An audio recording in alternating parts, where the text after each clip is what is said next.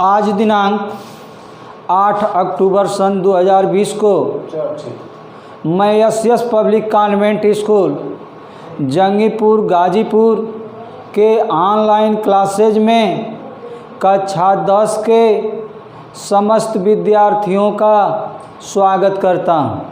प्रिय बच्चों, आज की वीडियो में हम लोग प्रश्नावली 7 का 14वां सवाल का चौथा भाग पढ़ेंगे। पिछली वीडियो में 14वां सवाल का पहला भाग, दूसरा भाग, तीसरा भाग बताया जा चुका है। आज जो है चौथा भाग को हम बता रहे हैं। इसको देखिए, कह रहा है आप क्या देखते हैं। तो प्रश्न में दिया था दूसरा वाला भाग में एडी एक माध्यिका है और उस माध्यिका पर एक बिंदु P स्थित है और वह इस दशा में है कि AP संबंधे DP बराबर 2 संबंधे 1। तो AD को बिंदु P अंतः विभाजित कर रहा है और AD को यह 2 संबंधे 1 में विभाजित कर रहा है। तो कल हम लोग 14वां सवाल के दूसरे पार्ट में बिंदु P का निर्देशांक ज्ञात किए थे। तो बिंदु P का निर्देशांक आया था 11/3, 11/3 निर्देशांक प्राप्त हुआ था बिंदु P का। अब इसके आगे देखिए, तीसरा वाला भाग में ध्यान दीजिए। यह जो है इस समय AD पर एक बिंदु P है जिसका निर्देशांक 11/3, 11/3 दूसरा वाला भाग में हम लोग ज्ञात कर चुके हैं। अब इसको हम आप लोगों को समझाने के लिए मिटा दे रहे हैं, साफ कर दे रहे हैं। इसके आगे देखिए, एक माध्यिका B है, एक माध्यिका B है 14वां का तीसरा वाला भाग में, और B पर एक बिंदु Q है। B पर एक बिंदु Q है और Q जो है B को 2 संबंधे 1 के अनुपात में अंतः विभाजित कर रहा है।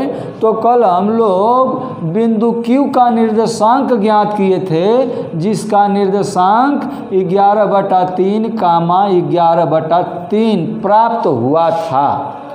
तो इस प्रकार माध्यिका AD पर स्थित बिंदु, माध्यिका AD पर स्थित बिंदु जिसको मैं इस समय मिटा दिया हूँ, माध्यिका AD पर स्थित बिंदु P का निर्देशांक 11/3, 11/3 तथा माध्यिका B पर स्थित बिंदु Q का निर्देशांक 11/3, 11/3 हम लोग प्राप्त कर चुके हैं। पुनः जो है तीसरा भाग में कल हम लोग सिद्ध किए थे कि CF एक माध्यिका है और इस पर एक बिंदु R है।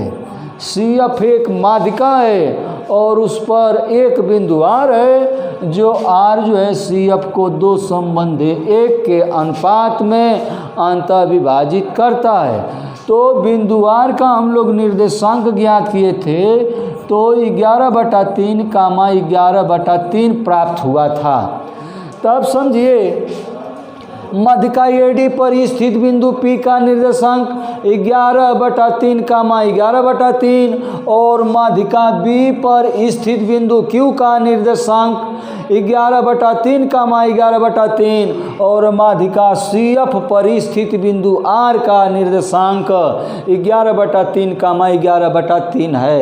अर्थात इससे यह निष्कर्ष निकलता है कि बिंदु P, बिंदु Q और बिंदु आर जो है समपाती हैं, क्योंकि बिंदु P के निर्देशांक, Q के निर्देशांक और R के निर्देशांक सेम टू सेम प्राप्त हो रहे हैं। भुज कोटि तीनों बार में समान समान प्राप्त हुआ है। जो 11/3 कामा 11/3 प्राप्त हुआ है, तो इसके आधार पर हम कह सकते हैं कि बिंदु P, बिंदु Q और बिंदु R जो है समपाती हैं, एक ही बिंदु पर स्थित हैं।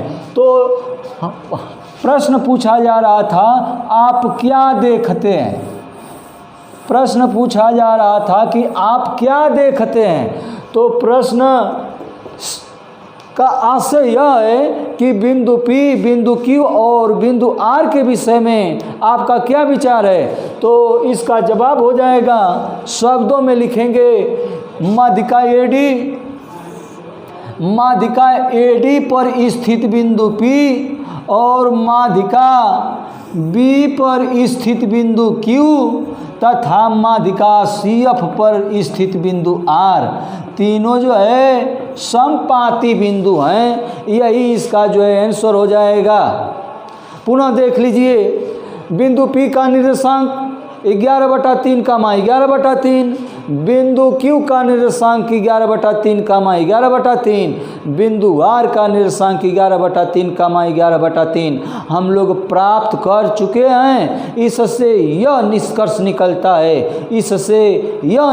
निकलता है कि बिंदु P, बिंदु Q और बिंदु R जो है समपाती हैं। बस इसी बात को जो है लिख देंगे तो प्रश्न नंबर 14 का चौथा भाग का जवाब हो जाएगा। अब देखिए 14वां सवाल का 5वां भाग है। कह रहा है कि एक त्रिभुज ABC है जिसके शीर्षों के निर्देशांक x1 y1, x2 y2 तथा x3 y3 है। तो इसके केंद्रक के निर्देशांक होंगे या इसके केंद्र के निर्देशांक होंगे। तब बात समझिए, पहले केंद्रक किसे कहते हैं इसको हम जानेंगे। किसी त्रिभुज का केंद्रक किसे कहते हैं, इम्पॉर्टेंट बात है, इसको समझिए। केंद्रक किसे कहते हैं? AD एक माध्यिका है, B एक माध्यिका है, CF एक माध्यिका है। ये तीनों माध्यिकाएं एक ही बिंदु G से होकर गुजर रही हैं, जा रही हैं। तो केंद्रक किसे कहते हैं? केंद्रक का परिभाषा है किसी त्रिभुज की तीनों माध्यिकाएं जिस बिंदु पर प्रतिच्छेद करती हैं, उस प्रतिच्छेद बिंदु को उस त्रिभुज का केंद्रक कहते हैं। तो ये तीनों माध्यिकाएं बिंदु G पर प्रतिच्छेद करती हैं, तो यही बिंदु G जो है त्रिभुज ABC का केंद्रक होगा या केंद्रक कहलाएगा। तो केंद्रक हम लोग समझ गए कि माध्यिकाओं के प्रतिच्छेद बिंदु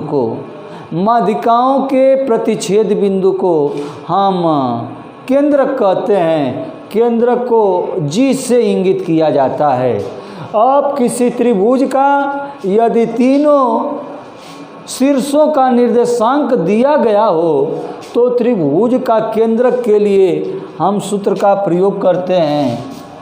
केंद्रक G का निर्देशांक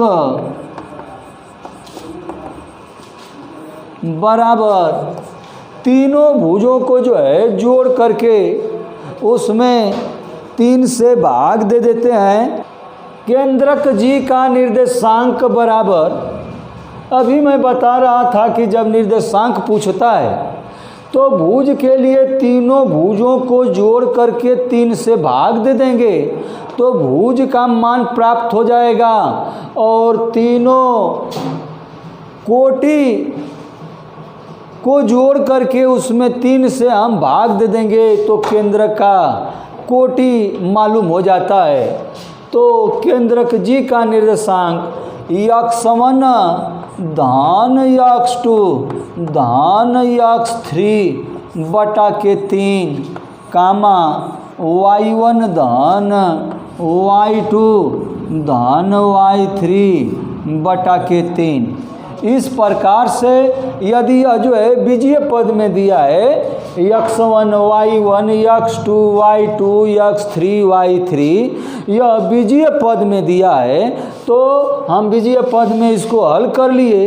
कुल मिला करके मेरे कहने का आशय है कि जब किसी त्रिभुज के तीनों शीर्षों का निर्देशांक दिया गया हो और उसके केंद्रक का जब निर्देशांक हमें ज्ञात करना होगा तो भुज के लिए तीनों भुजों को जोड़ करके हम 3 से डिवाइड कर देंगे और कोटि के लिए तीनों कोटि के मानों को जोड़ करके हम जो है 3 से डिवाइड कर देंगे, भाग कर देंगे।